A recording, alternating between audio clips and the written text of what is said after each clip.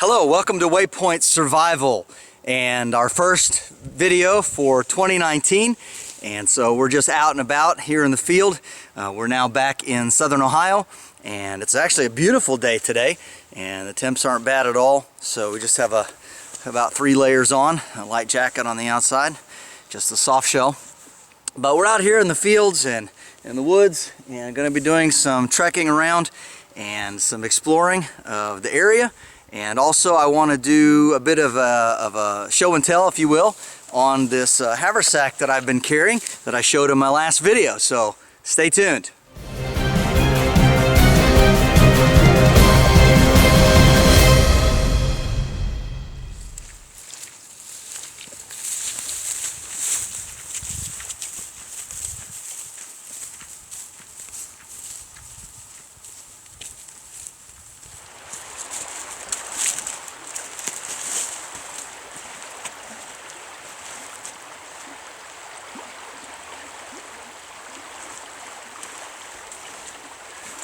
Well, the creek's up quite a bit, and we've had a fair amount of rain over the last 24 hours, and we've just been hovering in that temperature range where it's not quite cold enough to snow. It warms up during the daytime and drops back down at night, but we're getting close to where we're going to be having some, I think it's pretty serious snow here in the next couple of weeks probably. We'll just see. So anyhow, let's keep going. And let's see what else we can find out on this creek bank here.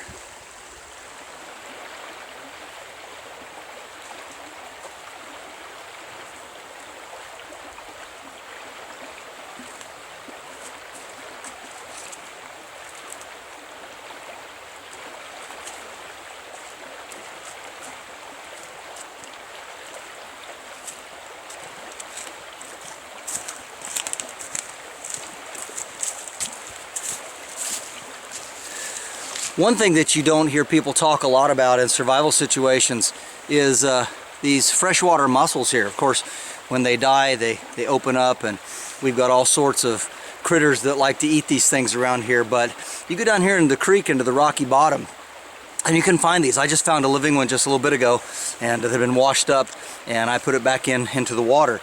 But this is a great survival food and full of a lot of good essential meats and things, fats and whatnot that you would need to survive. So this is another thing that you can always be on the lookout for. As we walk along here, getting closer to the riverbank, you can start to see all of these chewed up stobs here, and start looking around and realize there's a beaver been working in here, and you can kind of see that. I've been chewing things off, and come on over in here and you can start to see some of the slides perhaps, and I think there's one on over there as well. But anyway, we do have beaver here, and they've definitely been doing some work.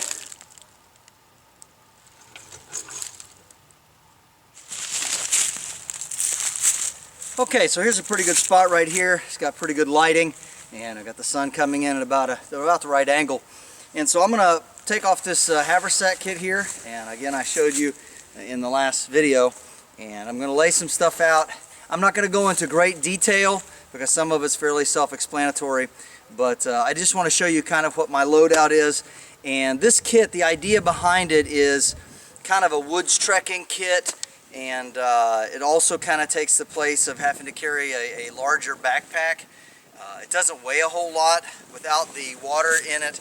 In the water bottle it weighs like 12 pounds, but it has enough in it that if I need to do an overnight or something like that, it's sufficient for that type of scenario. So let's get into this pack. So first of all, of course, Malcolm, got this pack from him from the Hidden Woodsman, and you should check out his gear. He makes some excellent stuff, handmade in the US, and of course some patches that I have on here. But also a couple of extra bottles. What I like about this pack is it does have MOLLE on each side so that you can attach whatever you need to.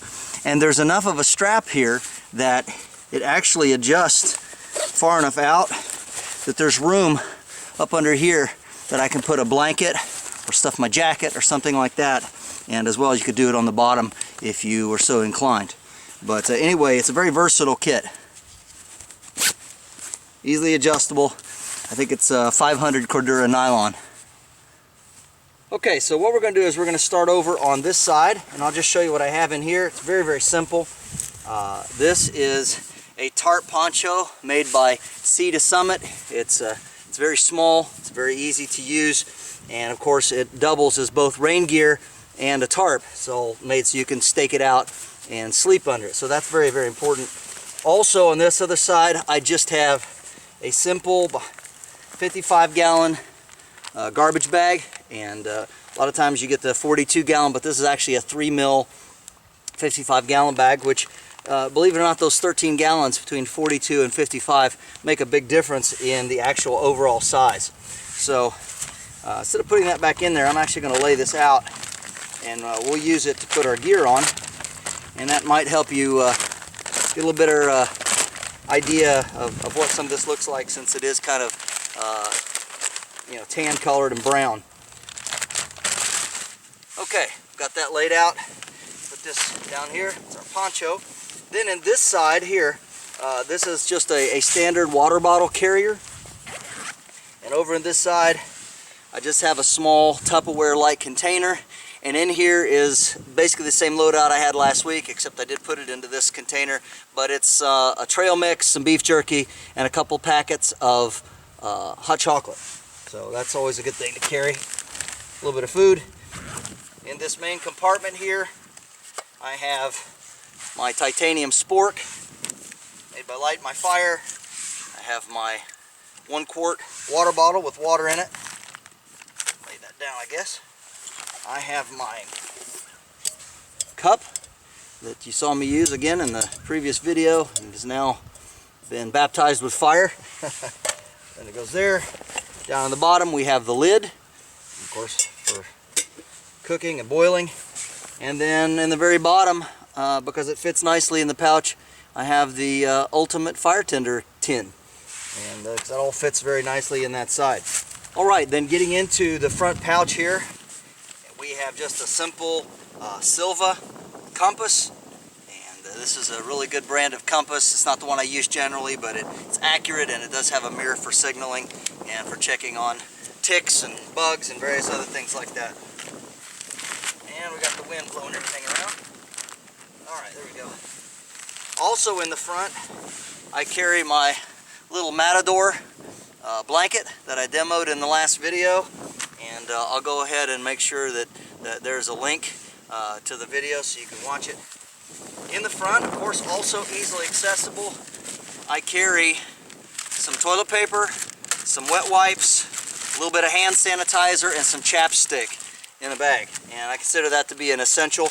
I see so many guys that go out on a day trek or something like that, or they're packing out and they don't mention this, so I think that's a very, very important thing to have. Also in the very bottom, I just have an extra Ziploc bag. You just never know when you might need something like that. Then in this pouch right behind the zipper here, I just have a Columbia, just a hat.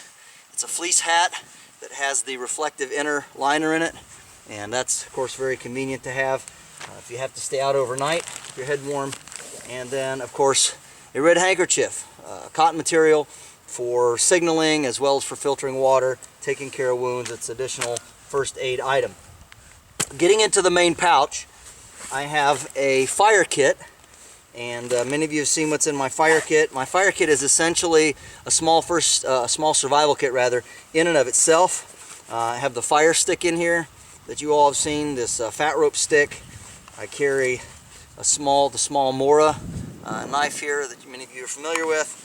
I also carry some wire and fat wood, some shavings, just odds and ends of things. But also in here I carry, if I can get it out without dumping everything, a pair of just unlined leather gloves. I consider that to be very, very important as far as fire starting is. And then also I have a very small silky saw, and this is the Pocket Boy 130.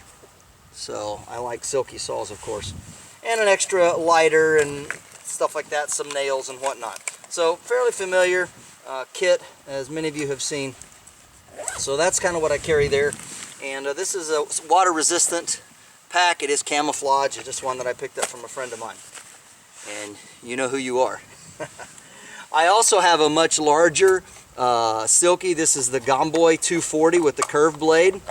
And inside of this, I carry a file, which is good for sharpening my axe if I have it with me. But it's just a real small file, and it just rides in this plastic case right next to my larger saw. That's, of course, if I need to process large firewood, and it's just a backup. In this pouch, of course, you've seen my firebox, and that's a great, excellent little wood stove. I also carry in the bottom here a crash pack.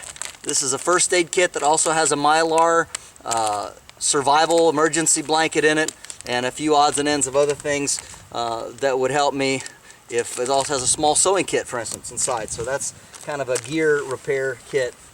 And here I carry my Wetzel Zipka, and some of you have seen me demo this before, but this is just a Tic Tac bottle, and it just happens to work out perfect. Carry the batteries, and then the extra headlamp in here, which has a huge battery life with just 3 AAA batteries. Doesn't weigh much, and this helps protect it, and I always know where it is. I have an emergency bivvy I carry in here just for double waterproofness, but I've actually slept with this one, and this is the let's see, Adventure Medical Kit's Heat Sheets Emergency Bivy. It's just the little small one, but again, it's a small sleeping bag bivy, and that's to help me in case I would have to do an overnighter. I also carry a small Grand Trunk hammock, and that, along with the bivy, if I had to spend an overnight, and of course the tarp poncho, I've got a complete shelter kit. Alright, in the very back I have a roll, just a small roll of bank line, and inside of the bank line just it's stuck just a small AA flashlight. I also have a wrapped up pack of 50 foot of paracord. Now, I don't generally get into this. I prefer to use the bank line for just general tasks, but this right here is in case I need to string up the hammock. So this kind of goes with the hammock kit for my cordage needs. I also carry for emergency water, although I can boil all this. I have the Frontier Pro, and this is good for roughly 50 gallons. And so I do like this just as a water filter. It also screws onto your standard water bottle. And have a bit of duct tape here. Of course, duct tape's always handy. This is Gorilla Tape. And last but not least, I have this knife here that I bought, and this is the Scorpion, along with sheath, and that rides right in the back of the pack. So this is a really handy kit. It does have some bright reflective panels inside, so that if you need to see your gear, it's a little easier at night. And it's a pretty decent pack. I mean, for what it is and for the size, I can carry a huge amount of kit in it that will do just about anything I need for a survival situation or an overnight. I have all of the 10 pieces for the 10-piece kit here, and a few extras and some luxury items. And here's a shot of everything nicely laid out. Get a good idea what all's in there. The fire kit and the tarp poncho and stove, hammock, different eating gear and utensils, my food, saws, knife, cordage, water filter, and of course the sleeping bivy there. And then the very nice haversack, which is the central unit here, of course, and then I added the 2 pouches on the sides. So this entire kit, when it's all packed together, not including the water and the water bottle, weighs about 12 pounds. And I find that perfect. I can carry 12 pounds all week long with no trouble. So I like this kit. I think it's well put together. I like this haversack. I've got a lot of haversacks, but I really like the way this is put together. I like the fact that you can attach extra pouches to it, make it more versatile, and I just like the way it carries. I usually carry it around on the small of my back. so it doesn't swing from the sides. So something like this. And kind of prefer that setup, and it doesn't bother me or get in my way very much. This is James Bender for WayPoint Survival. Please like, share, and subscribe. Make sure and check out the links in the description box below, and don't forget to press the bell button to stay notified of all of our upcoming videos, and we'll talk to you next time.